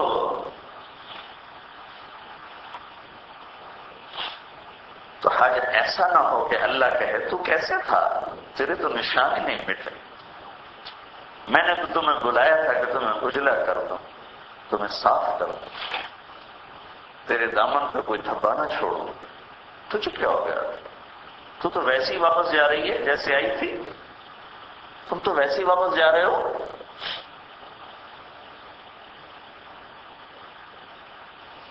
تو بھائیو بہنوں، بہت مانگنے کی بات ہے کہ یا اللہ بس آج تک اپنی مرضی کی گزاری، آئندہ تیری مرضی کی گزاری، وہ کروا لے ہم سے جو تو چاہتا ہے، تو انشاءاللہ پھر ہمارا یہ سفر بہت قیمتی بنے گا، مبارک بنے گا، اللہ کی رضا کا سبب اور ذریعہ بنے گا۔ آپس میں بھی پیار محبت سے رہنا ہو۔ اس راستے، اس سفر میں جتنی تکلیفیں ہیں، خاص طور پر جو 3 دن ہیں مشقت کے ہوتے ہیں، اس مشقت پہ کوئی گلہ نہ کیا جائے، کوئی واویلا نہ کیا جائے، یہ گویا ہم اللہ کا شکوہ کریں۔ یہ جتنا مرضی انتظام کر لیں، بڑے بڑے انتظامات دیکھے ہیں، ٹھیک ہے، وہاں کی مشقت ہی ہے، اور مشقت کے بعد کچھ ملتا ہے، یہ دنیا کا نظام اور قانون ہے۔ تو کوئی بھی تکلیف آئے تو اس پر گلا شکوہ نہ ہو، بلکہ اس وقت ہاتھ اٹھاؤ اور اللہ سے مانگو۔ وہ وقت قبولیت کا ہے، جس وقت میں آپ کبھی جے والوں کو برا بھلا کہیں یا کبھی بس والوں کو برا بھلا کہیں، اس وقت میں بیٹھ کے اللہ سے فریادیں شروع کر دو، اللہ کی قسم وہ قبولیت کی کھڑی، آپ کی دعائیں سے جائیں گی سیدھی عرش پر، سیدھی عرش پر، سیدھی عرش پر۔ ایسی جو بھائی حرم میں تشریف لے جائیں تو خوب اللہ سے دعا کریں، یا ہر جگہ قبولیت قبولیت، ہم اللہ کے مہمان ہیں، اللہ کے حرم میں ہیں، یہاں ہر نیکی 1 لاکھ کے برابر ہے، ہر تسبیح 1 لاکھ کے برابر ہے، اور دعائیں براہ راست اللہ تعالیٰ قبول فرما رہا ہے، اور اللہ کی رحمت کے دروازے کھلے اور شیطان حقیر اور ذلیل ہو رہا ہے۔ یہ جو آخری عشرہ، جو پہلا عشرہ ہے ذو الحج کا، اس رمضان تو خیر الگ چیز ہے، لیکن پورے سال میں اس 10 دن سے افضل کوئی دن نہیں، تو لہذا اس وقت کو ہم قیمتی بنائیں، غیبت سے بچیں، خاص طور پر غیبت سے بچیں، خاص طور پر کوئی ایسا کلمہ زبان سے تب نہ آئے جس میں کسی مسلمان کی دل آزاری ہو یا حقارت ہو، ورنہ ہمارا عمل ضائع ہو جائے۔ اب یہاں شیطان ہمیں سینما تو نہیں دکھوا سکتا، یہاں گانے بھی نہیں سنوا سکتے، ہم اس سے فارغ ہیں، لیکن ایک کام ہم سب سے وہ کروا لے گا، وہ غیبت اور اوروں کی برائی اور اوروں کی کمیاں ہیں۔ یہ ایک ایسی چیز ہے جو ہمارے عمل کو چھلنی کر دے، خالی کر دے گی، تو اس سے حفاظت رکھی جائے تو انشاءاللہ ہمارا یہ سارا عمل قیمتی بنے گا اور اللہ کے دربار میں قبول ہوگا۔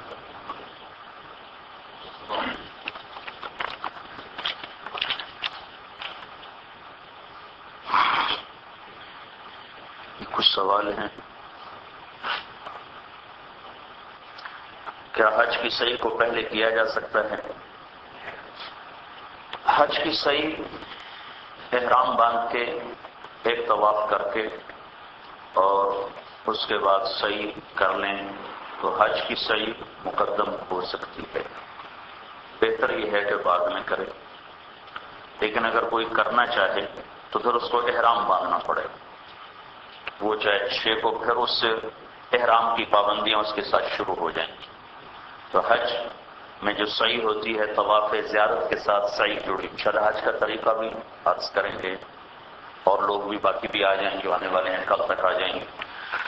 تو حج کی صحیح حج سے پہلے ہو سکتی ہے، لیکن پھر طواف، پھر احرام میں رہنا پڑے گا، سادہ کپڑوں میں نہیں ہو سکتی. کیا عورتیں پیدل حج کر سکتی ہیں؟ کر سکتی ہیں، گم ہو جائیں تو اپنی ذمہ دار. اگر گم ہو جائیں تو ان کی اپنی ذمہ داری، پیدل کر سکتی ہیں، کرنا نہیں چاہیے. تکلیف پیدل میں بھی ہے، سواری میں بھی ہے. دیکھو بھائیو بہنوں، ہر سال لاکھوں لوگ مزدلفہ نہیں پہنچ پاتے، ہر سال. 1997 سے، بلکہ اس سے پہلے کم ہوتا تھا، لیکن 1997 میں جب آگ لگی تو اس کے بعد حکومت نے خیمے فٹ کر دی. وہ خیمے اتنے زیادہ ہو گئے کہ مزدلفہ میں چلے گئے. مزدلفہ آدھے کے قریب مینا میں شامل ہو گیا. اب مزدلفہ میں جو ٹھہرنے کی جگہ 20 لاکھ آدمیوں کے لیے ناممکن ہے، نہیں ہو سکتا. ہر سال 5، 6، 7 لاکھ آدمی ایسا ہے جو مزدلفہ نہیں پہنچ پاتا. ٹریفک لائنیں، کہیں ایسی لائن میں پھنس گئے جہاں آگے جا ہی نہیں سکتے، تو ہر آدمی میں اس وقت ہمت نہیں ہوتی کہ وہ پھر پیدل چل کے مزدلفہ چلے جائے. پھر مزدلفہ اور عرفہ کے درمیان اندھیرا ہے، لائٹنگ کوئی نہیں سڑک کے اوپر. تو خود ہمارے ساتھ بھی ایسا ہو چکا ہے کہ نہیں، عرفہ مزدلفہ نہیں پہنچ سکے. تو پیدل میں بھی لمبا سفر ہے، کچھ 16 کلومیٹر کا فاصلہ ہے.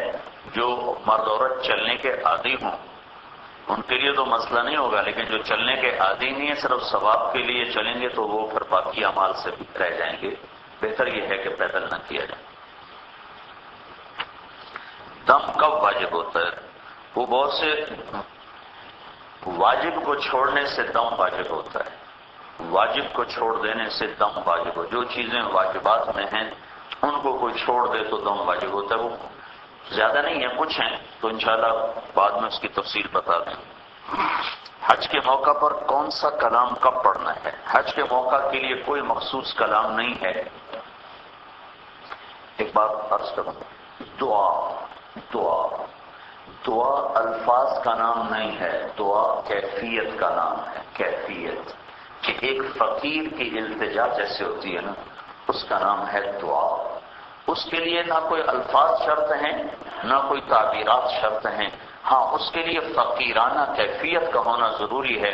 پھر وہ چاہے پشتو میں مانگے، چاہے اردو میں مانگے، چاہے عربی میں مانگے، وہ دعا بن کے ڈائریکٹ اللہ کے عرش تک پہنچے گی.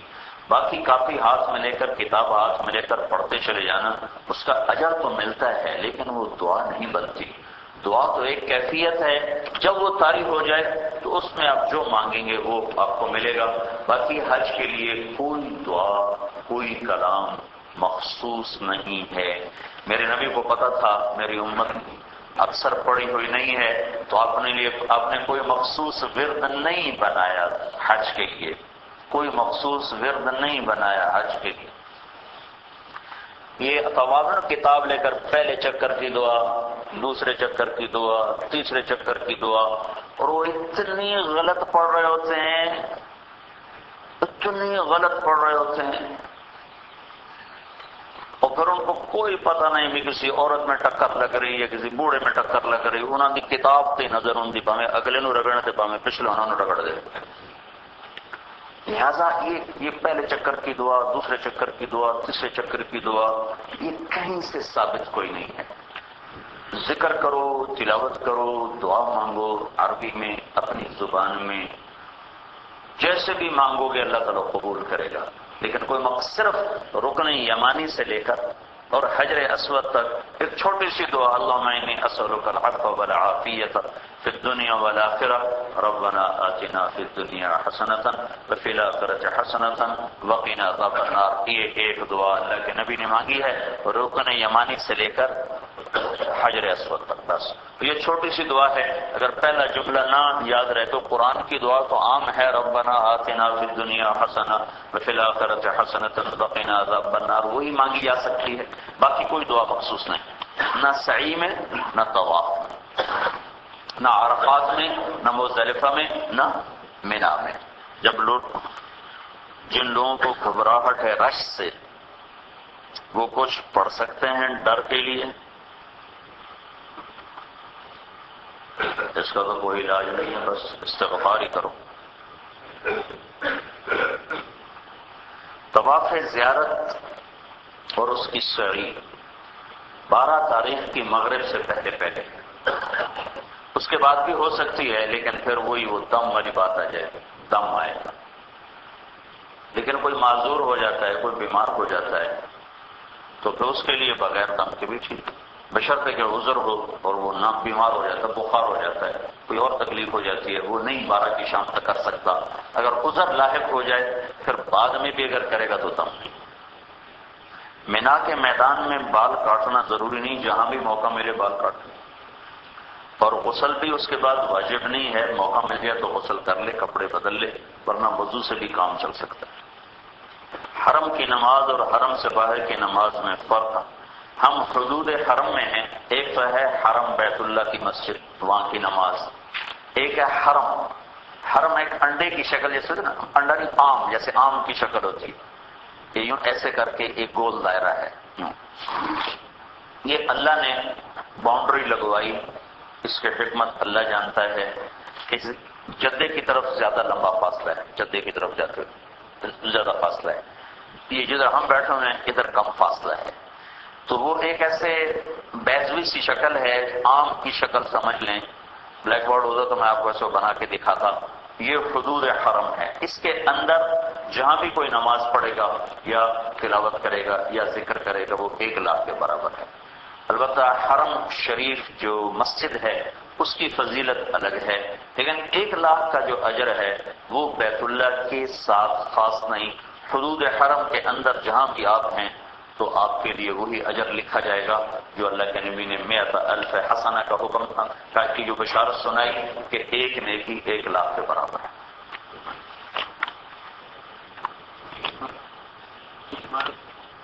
ہاں جی، ہاں ہم حرم میں ہیں، ہم حرم کی حدود میں ہیں۔ ہاں، احرام باندھنے سے پہلے جسم کو عطر لگانا ہے، لگا سکتے ہیں، کپڑے کو نہیں۔ تب اللہ کے نبی نے احرام سے پہلے خوشبو لگائی اور سر میں، بالوں میں، داڑھی میں خوشبو لگائی، وہ ٹھوس شکل میں تھی تو وہ لگی ہوئی رہی آپ پر، لیکن احرام کو آپ نے خوشبو نہیں لگائی، تو احرام کو خوشبو نہ لگائی جائے، جسم پہ خوشبو لگا سکتے ہیں۔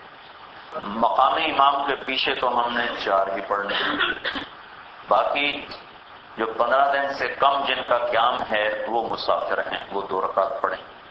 جن کا مینا جانے سے پہلے، مینا جانے سے پہلے، مثلا ہم نے اب انشاءاللہ 7 تاریخ کو غالباً جانا ہے مینا، تو 7 ہے 6 دسمبر، ہاں 6 دسمبر کو ہم نے مینا جانا ہے، تو 6 تک جن کے 15 دن پورے نہیں ہو رہے وہ سب مسافر ہیں، جن کے 6 تاریخ تک 15 دن پورے ہو رہے ہیں وہ مقیم ہو جائیں، وہ 4 پڑھیں۔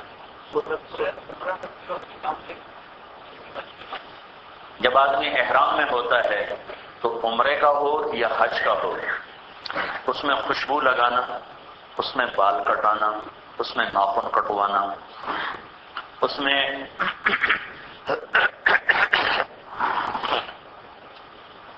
بیوی کے پاس جانا، یہ ساری چیزیں دم کو واجب کر دیتی۔ قصر کیوں پڑھنی چاہیے؟ اللہ نے اجازت دی۔ جی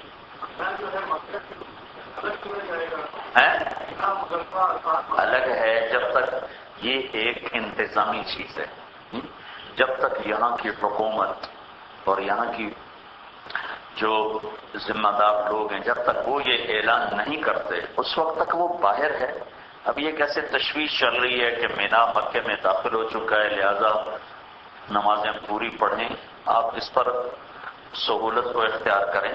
جب تک یہاں کی حکومت یہ اعلان نہیں کرتی اور یہاں کا متفقہ علماء کا بورڈ یہ فیصلہ نہیں کرتا کہ مینا کو ہم نے مکے میں شامل کر دیا ہے، تو وہ مکے سے باہر ہے، چاہے اس کی آبادی اس سے بھی آگے چلی جائے، وہ مکے سے باہر ہے، لہذا وہاں جانا ایسے جیسے ہم مکے سے دوسری جگہ چلے گئے، تو اس میں زیادہ تشویش میں پڑنے کی ضرورت نہیں ہے، جب تک یہاں کی حکومت کا مسئلہ ہے۔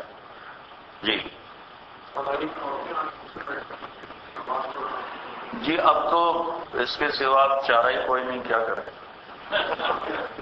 دیکھو کہتے ہیں وہ امت علماء کا اختلاف رحمت ہے، امت کا نہیں، علماء کا۔ تو صرف آج کل جو حرم میں نماز ہو رہی ہے نا، امام مالک کے فتوے کے مطابق ہو رہی، ورنہ باقی کسی امام کے نزدیک نماز نہیں ہو رہی، چونکہ آگے بھی عورتیں کبھی پیچھے عورتیں، دائیں دیکھو تو بائیں دیکھو۔ تو یہ بیچارے پہلے کوشش کرتے تھے کہ چھت کے اوپر کوئی نہ عورت جائے، لیکن پھر وہ گم ہونے لگی، اور اتنے سیدھے سادے لوگ ہوتے ہیں وہ پتہ نہیں لگتا، گم ہو جاتے ہیں۔ تو پھر انہوں نے اس مشکل کو دیکھتے ہوئے اوپر کی بھی اجازت دے دی۔ رمضان میں کرتے ہیں کہ اوپر نہ کوئی جائے، لیکن حج میں اب چھوڑ دیا۔ تو اب امام مالک کے نزدیک، کیونکہ امام مالک کے نزدیک امام کے آگے کھڑے بھی ہو جائے تو بھی نماز ہو جاتی ہے، کہ امام صرف جمع کرنے کے لیے ہے، جمع کرنے کے لیے، لہٰذا اس میں عورت ہو مرد ہو، کوئی آگے کھڑا ہو جائے کوئی پیچھے کھڑا ہو جائے، سب کی نماز ہو جائے۔ تو لہذا اللہ کی ذات سے امید ہے وہ ہو جائے گی۔ بھائی اس میں مسجد میں ہوں گے، جب وہ مسجد میں ہوں گے تو چار ہی پڑھنی ہے، وہ پتہ ہے جہاں مساجد میں پوری نماز ہوتی۔ ایک اور کثر ہم نے پڑھ لی تو اب ہمارے پاس سنت اور نفل ویسے تو نہیں پڑھنا، لیکن ہم ثواب کی خاطر تو اسے پڑھیں۔ جتنے بھی سنن ہیں وہ سفر میں نفل ہوتے ہیں، کیونکہ اس کو سنت کہہ ہی نہیں سکتے۔ اگر اللہ کے نبی نے سنتیں پڑھی ہوتی تو پھر ہم کہتے بھائی سنت، اللہ کے نبی نے سفر میں کبھی نہیں پڑھی۔ ہمیں ان کو نفل سمجھ کے پڑھیں، تاکہ ایک رکعت 1,00,000 کے برابر آپ کو مل رہی ہے تو اس لحاظ سے تو ٹھیک ہے، لیکن یہ کہ بھئی سفر میں اللہ کے عبداللہ بن عمر جو تھے نا، انہوں نے نماز پڑھی ظہر 2 رکعت، تو کسی نے کہا سنتیں نہیں پڑھی، کہا پھر میں 4 فرض پورے نہ کر لیتا، اللہ نے میرے فرض چھوڑ دیے، تو مجھے سنتیں پڑھواتا ہے۔ تو یہ اللہ کی گنجائش ہے، کوئی اس کو چھوڑ دے کوئی مضائقہ نہیں، کرنا چاہیے کہ پھر کون سا بار بار آدمی آتا ہے، یہاں ہر سجدہ 1,00,000 کے برابر ہے، ہر رکعت 1,00,000 کے برابر ہے۔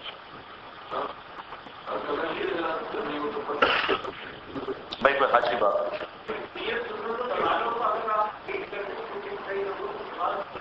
اچھا اچھا اچھا اچھا اچھا اچھا اچھا ٹھیک ٹھیک۔ طواف کے دوران جو ہے، طواف کے دوران جب ہم طواف کر رہے ہوتے ہیں تو پیٹ آج دھکا پیڑ ہوتا ہے، خاص طور پہ جب آپ گراؤنڈ فلور پہ نیچے کر رہے ہوتے ہیں، اب اس میں لوگ بغیر تھے کہ گولیاں لگ رہی کچھ لگ رہی ہے، اب اس کے لیے کیا ہے کہ آپ اگر کسی کو تکلیف نہ دینا چاہیں تو آپ اس کے سب سے اوپر والے فلور پہ جا کے طواف میں کہہ رہے ہیں بہت زیادہ ہو رہا ہے دھکم پھیل، تو ایسی حالت میں طواف سے بچنا چاہیے،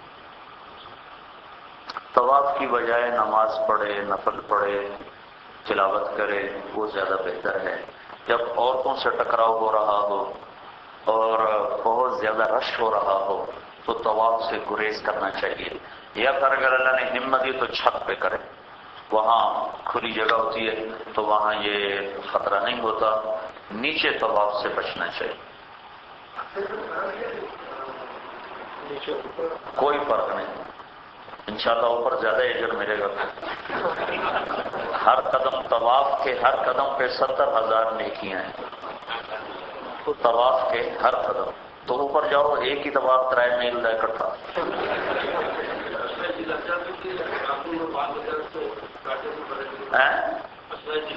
نہیں، جو کہتے ہیں نا بھائی جب عید کا چاند نظر آئے تو نوخن نہیں کاٹنے چاہیے، یہ ہے ان لوگوں کے لیے جو حج میں نہیں ہیں اور وہ قربانی کر رہے ہیں۔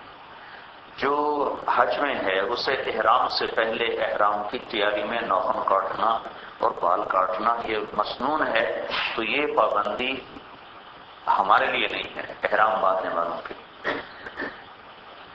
کیا وقت ہوا؟ چلے بس کافی ہے، پھر کل کی کوشش کریں، اذان دو، نماز پڑھیں۔